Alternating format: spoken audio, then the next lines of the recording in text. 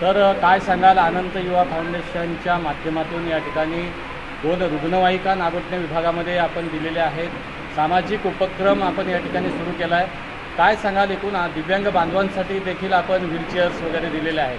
काय नेमका हा उपक्रम आहे आणि भविष्याच्या काळात हे प्रतिष्ठान कशा पद्धतीनं घराघरामध्ये हे आपलं कार्य नेईल? अनंत अंबानी साहेबांच्या विचारांना प्रेरित होऊन आम्ही ही अनंत युवा प्रतिष्ठानची स्थापना केलेली आहे.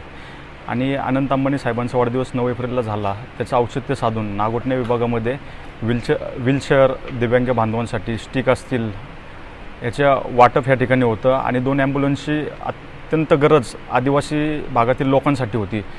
त्यामुळे अंबानी साहेबांच्या वाढदिवसानिमित्त आम्ही ह्या विभागासाठी वाटप ठेवलेले आहे. काय सांगाल, भविष्याच्या काळात कशा पद्धतीनं आपलं काम असणार? निश्चित अनंत अंबानी साहेबांचं काम हे पूर्ण महाराष्ट्राला नाही तर पूर्ण भारताला ज्ञात आहे. आणि भारताच्या बाहेरील प्रदेशी जेवढे पाहुणे येतात ते वंतारामध्ये जातात आणि त्यांच्या हिंदू संस्कृतीवरती, हिंदू धर्मावरती असणारं प्रेमी आपल्या सर्वांना माहिती आहे.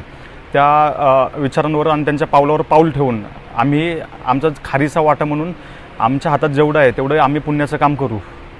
अनंत प्रतिष्ठान जे आहे, युवा प्रतिष्ठान, त्याच्या माध्यमातून जनतेला आपलं काय आव्हान असणार आहे? जी कामं होणार आहेत त्याचा लाभ कशा पद्धतीनं या विभागातील जनतेने घ्यावा?